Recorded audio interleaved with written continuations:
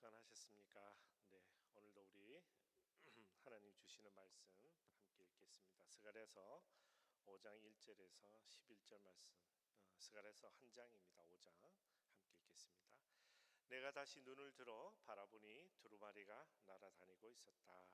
그가 내게 물었다. 무엇이 보이느냐? 내가 대답했다.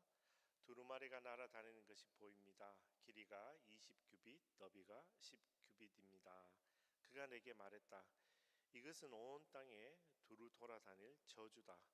그 한쪽에는 도둑질하는 사람은 모두 없어질 것이라고 쓰여 있고, 다른 쪽에는 거짓 맹세하는 사람은 모두 없어질 것이라고 쓰여 있는데, 쓰여 있는 그대로 될 것이다. 만군의 여호와께서 말씀하셨다. 내가 저주를 보낼 것이다. 그러면 그것이 도둑의 집이나 내 이름을 들어 거짓 맹세하는 사람의 집에 들어가서 그 집에 머물며 그 집의 들보와 돌들을 모두 없애버릴 것이다. 내게 말하던 천사가 나와서 내게 말했다. 너는 눈을 들어서 무엇이 나오는지 보아라. 내가 물었다. 이것이 무엇입니까? 천사가 대답했다. 나온 것은 에바다. 그리고 이어서 말했다. 이것은 온 땅에 있는 악의 모습이다. 나보로 된 뚜껑이 들려 올려지니 에바 안에 한 여자가 앉아 있었다. 천사가 말했다. 이것은 악이다. 그는 그 여자를 에바 안으로 밀어넣고 에바 입구를 납뚜껑으로 덮었다. 또 내가 눈을 들어 바라보니 학의 날개 같은 날개를 가진 두 여자가 그 날개로 바람을 일으키며 나왔다. 그들은 그 에바를 하늘 높이 들어 올렸다. 나는 내게 말하던 천사에게 물었다. 그들이 에바를 어디로 가져갑니까? 그가 대답했다.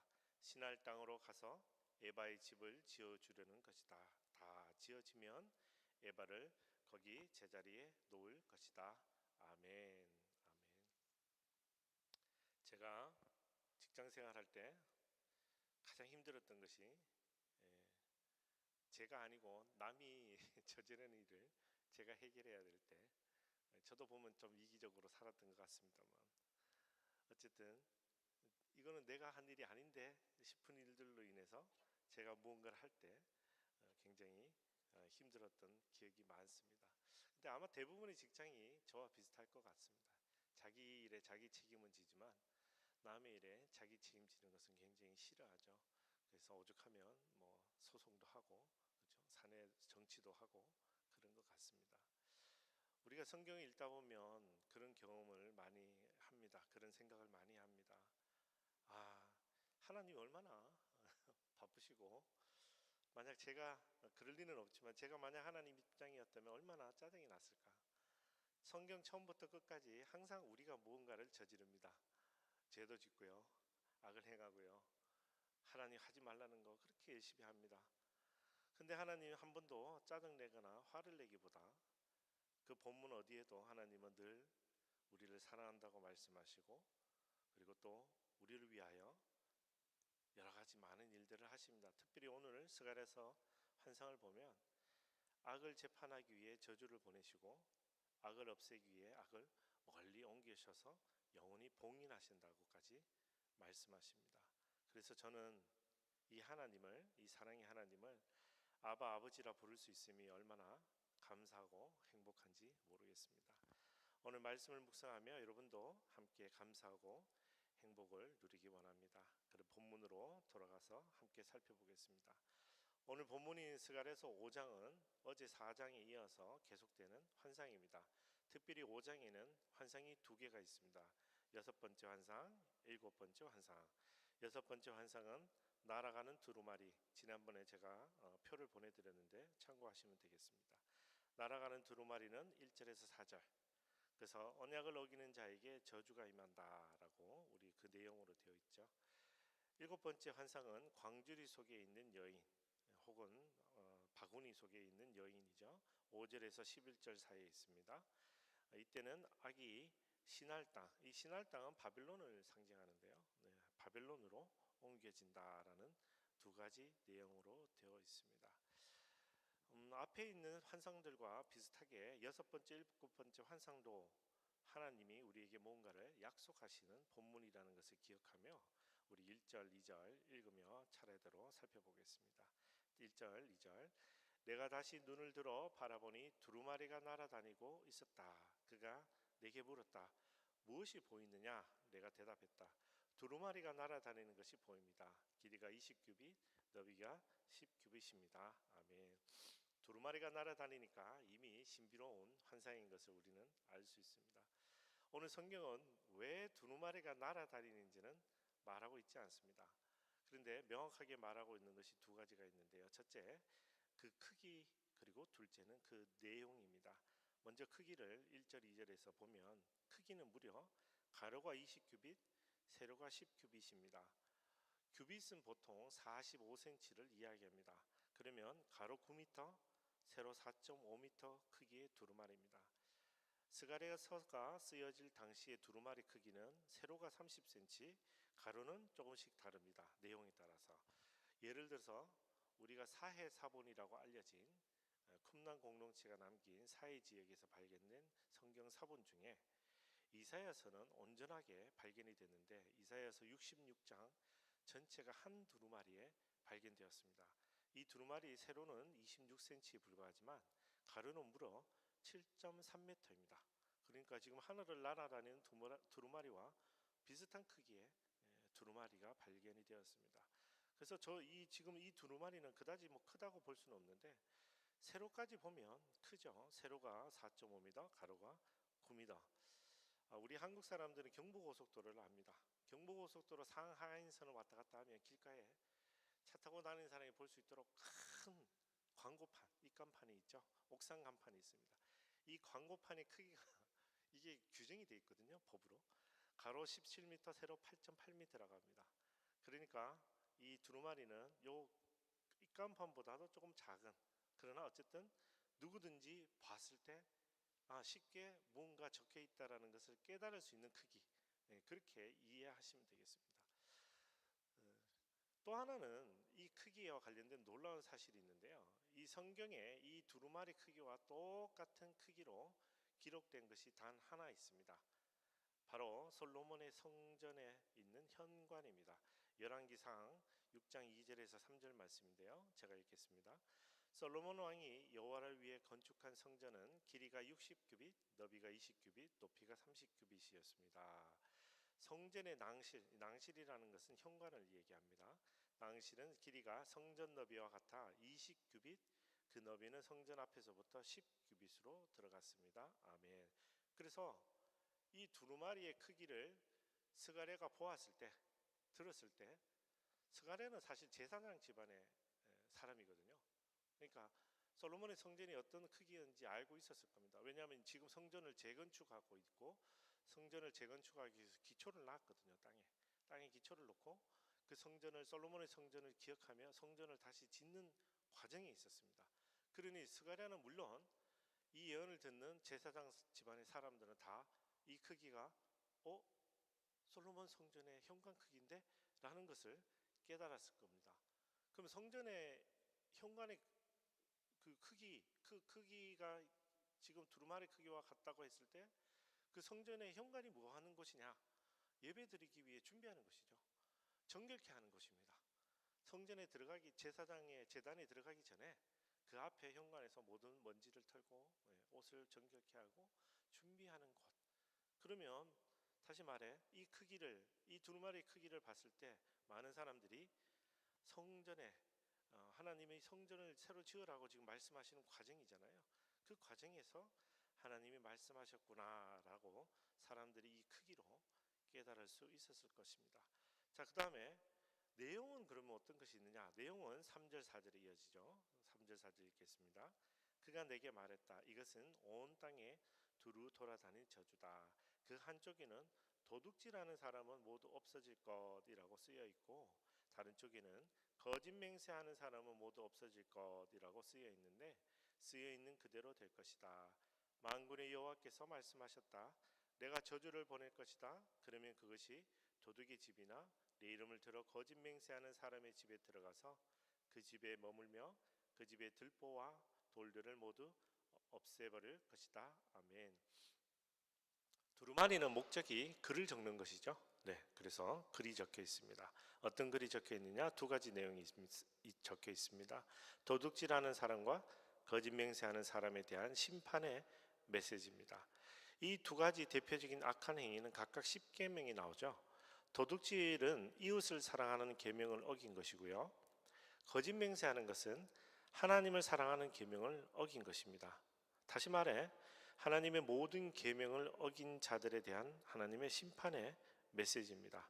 사랑하는 성도 여러분, 하나님을 사랑하고 이웃을 사랑하는 우리가 되기를 축복합니다. 여기 없어질 것이라는 동사를 조금 더 주목해서 살펴보기 원합니다. 이 단어는 단순히 사라진다는 뜻보다는 실은 제거한다라는 뜻이 조금 더 강합니다. 누가 제거합니까? 그런데 하나님이 제거하시는 것입니다. 그러므로 풀어서 읽으면 이렇습니다. 하나님께서 도둑질하는 사람과 거짓 맹세하는 사람들을 제거할 것이므로 우리는 더 이상 죄의 책임이나 의무에 속박되지 않고 치유함을 얻습니다 라고 읽을 수 있습니다. 이것이 바로 구원이죠. 예수 그리스도의 죽음과 부활로 우리가 선물로 받은 것이 구원인데, 이 구원이 바로 하나님이 제거해 주신 것이죠. 우리의 힘과 노력으로 제거되신 것이 아니고요, 하나님께서 해 주셨다라고 오늘 성경은 말하고 있는 것입니다. 할렐루야. 사랑하는 형제자매 여러분, 하나님이 제거하시는 것입니다. 부끄럽게도 우리가 도둑질하고 우리가 하나님 이름으로 거짓 맹세했지만 우리가 아니라 사랑의 하나님께서 직접 제거해 주시는 것입니다. 그러므로 우리는 이런 것을 은혜라고 이야기합니다.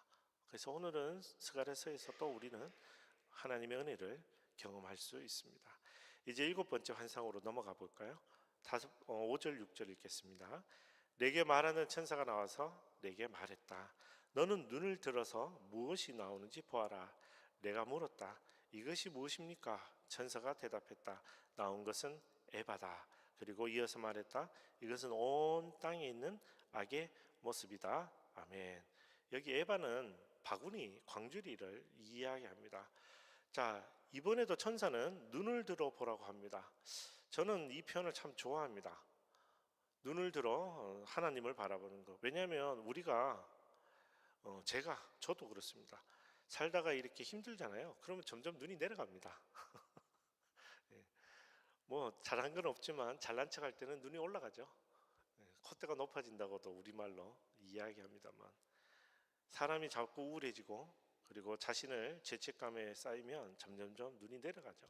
성경은 항상 눈을 들어 바라보라고 합니다. 하나님을 바라보라고 이야기하는 것이죠. 눈을 들어 내가 한 일이 아닌 하나님이 하시는 일을 바라보는 것. 우리는 자꾸 죄짓고 잘못된 길로 가지만 우리가 눈을 들어 하나님을 바라보면 하나님 좋으신 분, 그리고 하나님 공의로우신 분, 하나님 우리를 위하여 모든 죄악을 없애시는 분. 그래서 우리는 하나님을 바라보는 것이 맞습니다. 그것이 얼마나 우리를 자유케 하는지 모르겠습니다. 우리 스가랴서 4장 6절에 보면 그래서 이런 말씀을 하나님이 하십니다. 그러자 그가 내게 말했다. 이것이 스룹바벨에게 하신 여호와의 말씀이다. 내 힘으로도 안 되고 내 능력으로도 안 되고 오직 내 영으로만 된다. 아멘. 만군의 여호와가 말한다. 아멘. 그래서 우리 힘으로는 안 되고요, 우리 능력으로 안 됩니다. 그래서 눈을 내려보면 자꾸 내 힘으로 안 되는 것, 내 능력으로 안 되는 것만 발견할 수 있죠. 그러나 우리가 눈을 들어 하나님을 바라보면 우리는 하나님의 영으로 되는 것을 우리는 믿고 따를 수 있습니다. 그것만이 우리가 살 길이 아닌가 생각합니다. 에바가 무엇인지는 아까 잠깐 설명드렸지만 광줄인데요. 광줄이 혹은 바스켓 아니면 여러 가지 우리 한국말로는 여러 가지 말할 수 있겠습니다만, 어쨌든 곡식의 양을 재는 도구입니다. 그래서 이 바구니, 이 광주리 안에 약 22리터를 담을 수 있습니다.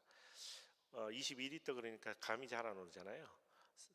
우리가 이해하기 쉽게 쌀을 기준으로 담으면요, 쌀을 약 25kg 담을 수 있는 바구니입니다. 그래서 한 가마니는 80kg니까 80kg에 25kg 정도를 여기 바구니에 그러니까 크지 않습니다. 근데 이스라엘 사람들이 그 당시에 많이 쓰던 그 곡식의 양을 재던 도구라고 보시면 되겠습니다. 근데 이 바구니에 뭐가 있다고 합니까? 네, 온 땅의 악의 모습. 이 바구니 전체를 온 땅의 악의 모습이라고 이야기합니다. 이 작은 곳에 온 세상의 악이 다 담길 수 있는가라는 생각도 듭니다만, 왜냐하면 계속해서 크기를 얘기하잖아요, 오늘 스가랴서가. 근데 오늘 크기, 똑같은 크기입니다만 생각보다 작습니다. 우리를 그렇게 괴롭히고 하나님 앞에 악을 행했는데 악의 크기가 생각보다 크지 않습니다. 자, 그리고 7절 8절 이어지는 말씀을 읽어보면 더 놀랍죠. 7절 8절, 나무로 된 뚜껑이 들려 올려지니 에바 안에 한 여자가 앉아 있었다. 천사가 말했다. 이것은 악이다. 그는 그 여자를 에바 안으로 밀어넣고 에바 입구를 납뚜껑으로 덮었다. 아멘. 7, 8절에는 중요한 상징이 두 가지가 있습니다. 첫째, 이 바구니는 납뚜껑으로 덮여 있다라고 합니다. 납이 무엇입니까? 납이요, 부식성이 강하기 때문에 예전에는 수도관으로 많이 사용되었습니다. 저희가 지금 살고 있는 집도 오래전에 지었던 그런지 납으로 되어 있다고 합니다. 요즘은 큰일 날 얘기지만 옛날엔 다 납으로 수도관을 썼죠. 방사선 흡수율도 높아서 엑스레이실 문이나 벽에도 사용됩니다. 우리가 병원에 가서 엑스레이 찍어보면 거기 차폐막이 있는데 그게 대부분 납으로 되어 있습니다. 또 납이 많이 사용되는 것이 원자력이나 방사선 취급 시설입니다. 그러니까 납이 현대의 기술에도 굉장히 유용한 것이 많습니다. 여러분이 많이 아는 자동차 배터리도 납 배터리입니다. 실은 지금 전기 배터리가 나와서 그런 거죠. 실은 재활용률이 높고 폭발 위험이 낮아. 납은 폭발 위험이 굉장히 낮습니다. 그래서 자동차 배터리나 우리 야외 활용하는 배터리에 많이 사용합니다. 자, 스가랴 당시에 그러면 납은 주로 어떤 용도였느냐? 이런 특징들이 발견되기 전이기 때문에 스가랴 당시에 납의 주된 목적은 중요한 편지나 문서, 계약서 등의 봉인 용도로 사용되었습니다. 우리가 흔히 아는 밀랍은 이게 떼버리기가 너무 쉽잖아요. 그래서 주로 납을 많이 사용했다고 합니다. 그래서 오늘 납으로 된 뚜껑을 덮는다는 표현은 에바 안에 있는 것이 무엇이든지 간에 누군가 열어주기 전에는 절대 나올 수 없도록 완전하게 봉인한다 라는 의미를 가집니다. 자, 두 번째 의미는 무엇이냐? 하나님이 덮은 것이 아니라 천사가 덮는다는 것입니다. 이건 조금 깊게 살펴볼 필요가 있는데요. 자, 여러분, 악은 하나님의 창조물인 천사도 덮고 가둘 수 있는 것입니다. 네, 이거는 뭐 우리 기독교인뿐만 아니라 많은 세상의 현대의 소설이나 드라마에서도 많이 인용하고 있죠. 천사가 오면 악이 막 도망가지 않습니까? 천사가 와서 SF 영화에 보면 천사가 와서 막 칼 휘두르면 악이 다 도망갑니다. 그러니까 악이 그만큼 약한 거예요. 오늘 본문에도 보면 뚜껑이 열리자 튀어나오려는 악을 천사가 손쉽게 다시 밀어넣고 가두는 장면이 나옵니다. 그래서 이 장면은 실은 우리에게 큰 용기를 줍니다. 하나님께 전적으로 순종하는 천사는 악을 제압할 능력이 있습니다. 그렇다면 하나님을 닮은 인간에게 악을 제압할 능력이 없겠습니까? 아닙니다. 우리도 분명히 악을 제압할 능력이 있습니다. 근데 우리가 어떻게 했습니까? 악을 선택했죠. 악을 선택했습니다. 우리가 하나님께 전적으로 순종했다면 우리가 악을 선택하지 말았어야 되는데 최초의 아담인 그분이 악을 선택했죠. 악에 제압당한 게 아닙니다. 그죠? 네. 근데 이 개념은 현대에도 유효합니다. 지금 우리의 삶에도 우리는 악에 제압당하는 것이 아니고요. 우리가 악을 선택합니다. 악한 행위를 선택하죠. 그래서 악을 받아들이죠. 그래서 안타깝게도 많은 사람들이 그 악을 받아들여서 악한 행동을 하고 악의 노예가 되기를 스스로 선택하고 있습니다. 사랑하는 성도 여러분, 예수 그리스도의 이름과 능력으로 모든 거짓과 악한 영을 물리치는 여러분 되기를 축복합니다. 악은 결코 우리를 이길 수 있는 존재가 아닙니다. 우리가 예수 이름으로 선포하고 악을 제압할 수 있는데 우리가 악을 선택하고 있는 것뿐입니다. 그러므로 예수 그리스도의 이름과 능력을 날마다 묵상하며 그 악을 제압하는 우리가 되어야 할 것 같습니다. 마지막으로 9절에서 11절 말씀 읽겠습니다. 9절, 또 내가 눈을 들어 바라보니 학의 날개 같은 날개를 가진 두 여자가 그 날개로 바람을 일으키며 나왔다. 그들은 그 에바를 하늘 높이 들어 올렸다. 나는 내게 말하는 천사에게 물었다. 그들이 에바를 어디로 가져갑니까? 그가 대답했다. 시날 땅으로 가서 에바의 집을 지어주려는 것이다. 다 지어지면 에바를 거기 제자리에 놓을 것이다. 아멘. 9절에 학의 날개 같은 날개를 가진 두 여자라고 나오는데요. 이게 어떤 존재인지는 이 성경 앞뒤에 어디에도 설명하고 있지 않습니다. 그래서 만약 천사라면 이 지금 방금 읽으셨던 이 9절 본문은 천사가 여자로 표현되는 유일한 구절입니다. 다른 본문에는 다 천사가 남자로 나옵니다만 여기 본문이 만약 이게 천사라고 우리가 본다면 천사가 여자도 있구나 이렇게 생각할 수도 있고요. 또 혹은 천사가 아니라면 하나님이 만드신 또 다른 천상의 존재일 수도 있습니다. 뭐 하나님이 천사만 만들어야 할 이유는 없잖아요. 그러니 분명히 하나님이 다른 천상의 존재를 만들 수도 있으니 그렇게 받아들일 수도 있습니다. 자, 그런데 이게 천사이냐 아니냐를 떠나서 이 존재가 하는 역할이 뭡니까? 네, 하나님의 명령에 순종하고요. 하나님의 명령에 순종해서 이 에바를 시날 땅으로 옮겨 영원토록 봉인하는 역할을 합니다. 할렐루야. 그래서 마지막에 어떻게 되는 거죠? 네, 하나님의 심판의 때가 되면 악은 영원토록 봉인될 것이라는 것을 오늘 우리에게 말씀하시는 겁니다. 여기 11절의 시날 땅도 우리가 관심 있게 살펴볼 필요가 있는데요. 성경에 시날 땅이 등장하는 장면이 우리가 아는 굉장히 유명한 장면입니다. 창세기 11장 1절에서 9절 사이에 있는데요. 읽지는 않겠습니다만 인간들이 모여 하나님을 대적하기로 맘먹고 바벨탑을 쌓은 곳입니다. 이게 시날 땅입니다. 바로 그곳으로 에바를 옮겨 영원토록 봉인하겠다라고 하시는 말씀입니다. 자, 이 땅이 왜 이렇게 중요하고 유명한가? 창세기 6장 6절을 보면 여호와께서 땅에 사람을 만든 것을 후회하시며 마음으로 아파하셨습니다라고 이야기가 시작합니다. 노아의 홍수가 시작합니다. 그래서 하나님이 어떻게 하십니까? 노아의 가족들과 살아있는 모든 것들의 암수 한 쌍씩을 제외하고 이 땅을 홍수로 아까 제거한 것처럼 지워버리십니다. 제거하셨습니다. 그럼 노아 홍수로 제거했으니까 이제 악이 없어야 되잖아요. 근데 놀랍게도 노아의 홍수 이후에 바로 등장하는 장면이 이 바벨탑 사건입니다. 하나님께서 노아의 홍수를 통해 악을 제거해 버리셨는데 그 바벨탑 시날 땅의 그 바벨탑으로 사람들이 다시 악을 선택합니다. 그 땅으로 하나님이 영원토록 마지막 때에 그 악을 그 땅에 봉인하겠다라고 말씀하시는 거죠. 사실은 참 안타까운 일이죠.